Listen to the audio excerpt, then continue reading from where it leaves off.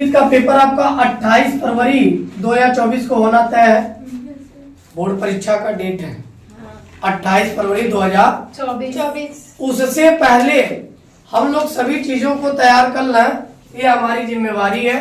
तो class 10th वाले ये बेहद इंपॉर्टेंट हो सकता है, जो भी संस्कृत लिए हुए हैं। खंड और जो पहला प्रश्न पत्र आता है वो वस्तुनिष्ठ प्रश्न पत्र आता है, जिसमें 20 अंक बहुविकल्पी के होंगे। कितने अंक? 20 अंक बहुविकल्पी के होंगे। जो आपने चैप्टर पढ़ा उस चैप्टर से रिलेटेड कुछ प्रश्न पूछे जाएंगे, कुछ ग्रामर पोर्शन से होंगे, लेकिन 3 ऐसे प्रश्न होते हैं जिनके उत्तर आपके हाथों में है, जो नहीं पढ़ के जाते हो तो भी आप कर लेते हो। वो होता है गद्यांश का। किसका? गद्यांश का। गद्यांश को ही पढ़ना है और उसी में से उत्तर हमको टिक कर लेना है।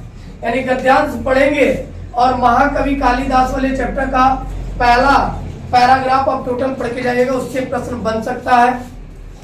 गुरु नानक वाले चैप्टर का आप पढ़ लीजिएगा, कोई एक आध दो पैराग्राफ, उससे क्वेश्चन बन सकता है।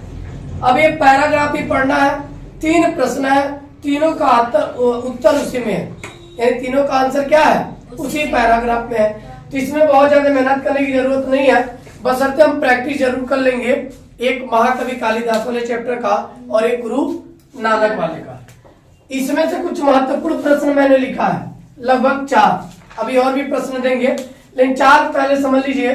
कह रहा है कालिदासस्य सर्वश्रेष्ठा नाट्य कृत्य अस्ति, यानी कह रहा है कालिदास की सबसे श्रेष्ठ नाटक कृति है, यानी नाटक की कृति कौन है? तो है अभिज्ञान शाकुंतलम। अभिज्ञान शाकुंतलम, यानी अभिज्ञान शाकुंतलम कालिदास की सर्वश्रेष्ठ नाटक है। क्या है? सर्वश्रेष्ठ नाटक है। दूसरा प्रश्न बेटा बेहद इंपॉर्टेंट है। गुरु नानकस्य पितुः नाम किम, यानी गुरु नानक के पिता का क्या नाम था? उत्तर बेटा कालू मेहता। कालू मेहता क्या था? गुरु नानक के पिताजी का नाम था। अगला प्रश्न है लोकमान्य कथति। लोकमान्य किसे कहा जाता था या किसके लिए प्रयोग करते थे? तो किसके लिए? लोकमान्य बाल गंगाधर तिलक, इनका पूरा नाम था। तो आंसर क्या लिखेंगे? बाल गंगाधर तिलक। ठीक। गुरु नानक देवस्य मातृ नाम का, गुरु नानक के माता का क्या नाम था? तो नाम क्या था बेटा? तृप्ता देवी। कौन देवी? तृप्ता देवी। क्लियर है? Yes sir. अब ध्यान दो बेटा, व्याकरण से स्वर और व्यंजन उच्चारण से रिलेटेड प्रश्न। एक प्रत्याहारों के वर्ण यानी प्रत्याहारों के सूत्र कह सकते हैं, जिनमें मूल रूप से मैंने अच यड़ जस इच मैंने लिखा है। अब इनके अंतर्गत कौन कौन से वर्ण आते हैं, यह एग्जाम में प्रश्न आया है, बहुत बार आया है। प्रश्न डायरेक्ट पूछा है कि निम्न में से अच के प्रत्याहार है, और उन ऑप्शन में ये पूरा लिखा हुआ है। इनमें से कुछ न लिखे ये वाला या ये वाला लिखा है, यानी ABCD करके ऑप्शन बनाया है। तो अच बेटा वह होगा जो अ से शुरू होगा, ई उ री ली ए ओ ए औ और स्वर, यानी अ जो स्वर है, ये सभी क्या होंगे? अच होंगे। यह पूछेगा बेटा य र ल व, य र ल व या य व र ल, ये क्या है? यड़ है। ये भी पूछा हुआ है प्रश्न, यड़ वाला भी। जस ज ब ग ल द, ज ब ग ड द। ठीक। अगला बेटा इच। इच ई, ध्यान देना, ई उ री ली ए ओ और औ, आखिरी औ तक। क्लियर? और कोई डाउट? आइए नीचे लिख दिए थे, ध्यान दीजिएगा। एक प्रश्न बेटा बेहद इंपॉर्टेंट है, माहेश्वरी सूत्राण की संख्या कितनी होती है? तो माहेश्वरी सूत्राण की कुल संख्या 14 होती है, ये याद रखेंगे। उच्चारण स्थान बेटा प्रश्न पूछ लेता है, अ का उच्चारण स्थान है, मतलब आप अ का उच्चारण कैसे करते हैं? अगर इन अक्षरों को जो मैंने लिखा पढ़िए, अ, ई, च, छ, ज, झ, तो बोलते वक्त हमारी जिह्वा ताल से स्पर्श हो रही है, यानी ये तालम पे है, यानी ताल शब्द है। तालु से है, किससे? तालु। तालु से। कोई डाउट? अब आ जाओ, त, थ, द, अक्षरों को बोलो बेटा। त दांत से टकराया, थ दांत से टकरा रहा है, तो ये दंत होगा। क्या होगा? दंत। प, फ, ब, अगर ओठों को मैं ना बोलूं तो ओठ का प्रयोग ना करूं, 3 अक्षरों को मैं बोल नहीं सकता। तो इससे पता चल गया ओष्ठ वाले हैं। ओष्ठ यानी इनका स्थान कहाँ होगा? ओष्ठ। पूछ लिया, अ का स्थान है, ऑप्शन में दे दिया, दंत, तालु, ओष्ठ और मूर्ध, मूर्धा, तो किस पे लगाएंगे? तालु पे। तालु पर। क्या है? तालु। तालु, ऊपर तालु होता है। ठीक, अब ध्यान दो, श, र, ड, ट, ठ, अड़, तो ये क्या होता है? मूर्धा होता है। क्या होता है? मूर्धा। तो ये अक्षर इतना याद करके रखिएगा, इन्हीं से रिलेटेड प्रश्न अलग अलग करके मैक्सिमम टाइम पूछा है, और इम्पोर्टेंट इससे और इससे कम से कम 2-3 अंक के प्रश्न इन दोनों से आएंगे, और इसी अक्षरों में से आएंगे, कोई चेंज नहीं होगा।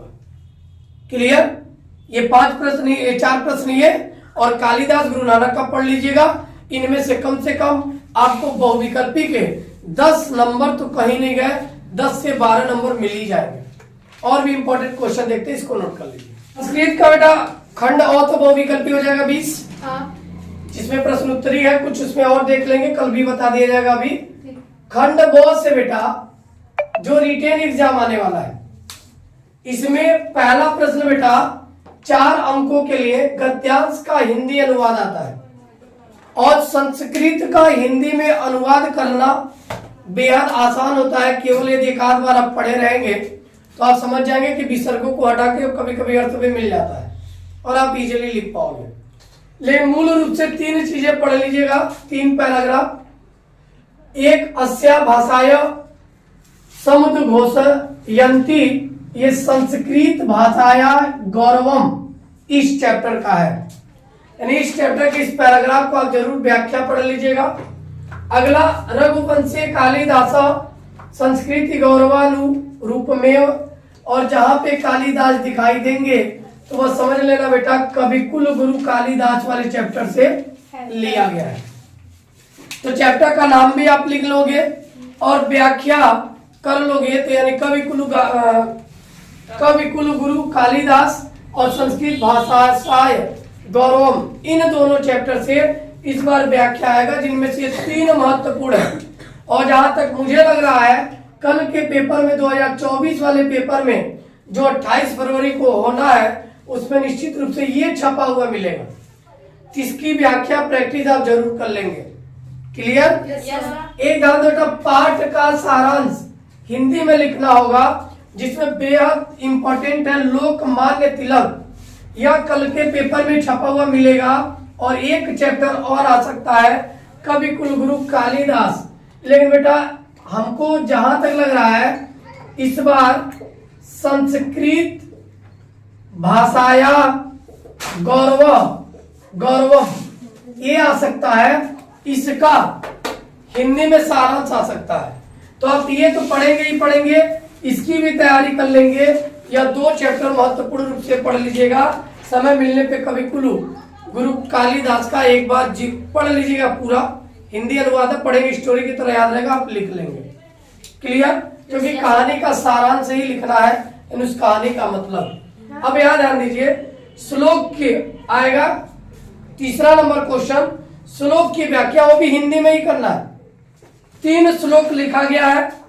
पहला लक्ष्य वेद परीक्षा वाले चैप्टर से कि ततो धनंजय द्रोण अस्मयाने भस्याम भस्यात् त्वये दानि प्रकर्तव्य मेत लक्ष्यम विलोक्तयाम, ये पढ़ लीजिएगा इसकी व्याख्या।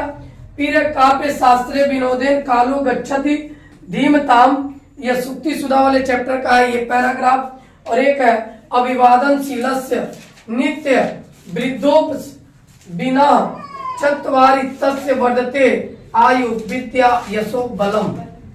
यानी ये मनु का कथन है। चैप्टर का नाम है बेटा विद्यार्थी चर्या और बेहद इंपॉर्टेंट है आपकी बोर्ड परीक्षा के लिए ये और ये पैराग्राफ, जिनमें से मैं इसकी अगर व्याख्या की मैं बात करूं बेटा तो ये मनु का कथन है। तो प्रसंग में लिख सकते हो कि मनु के कथन से विद्यार्थी के सदाचार की भावना का पता चलता है और सदाचारी होने पर निम्न चीजों का लाभ मिलता है। प्रसंग में व्याख्या करते वक्त लिखोगे कि उपरोक्त श्लोक के माध्यम से मनु के कथन से स्पष्ट होता है कि अभिवादनशीलम यानी छात्र यदि अपने जीवन में अभिवादनशील हो, अभिवादन करता हो, नित्य वृद्धो सेवेनम यानी बड़ों की बुजुर्गों का सम्मान करता हो, अभिवादन करता हो, चत्वारि तस्य वर्धते तो 4 चीजों का निरंतर बढ़ती होती है, बढ़ती रहती है। क्या? आयु, विद्या, यश और बल। यानी आयु, विद्या, यश और बल की वृद्धि इसलिए होती है क्योंकि वह अभिवादनशील है और बुजुर्गों का सम्मान करता है। तो आप इसकी व्याख्या भी कर लेंगे। तो बेहद महत्वपूर्ण प्रश्न है। 4, 4, 8, 4, 12 अंकों का प्लस इसके पहले आपका 20 अंक हो, यानी लगभग 20 और 12 कितना हो गया? 32 अंक।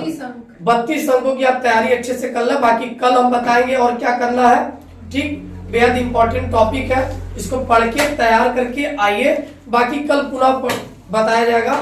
4-5 घंटे से लगातार पढ़ा रहे हैं, हम भी थक गए हैं।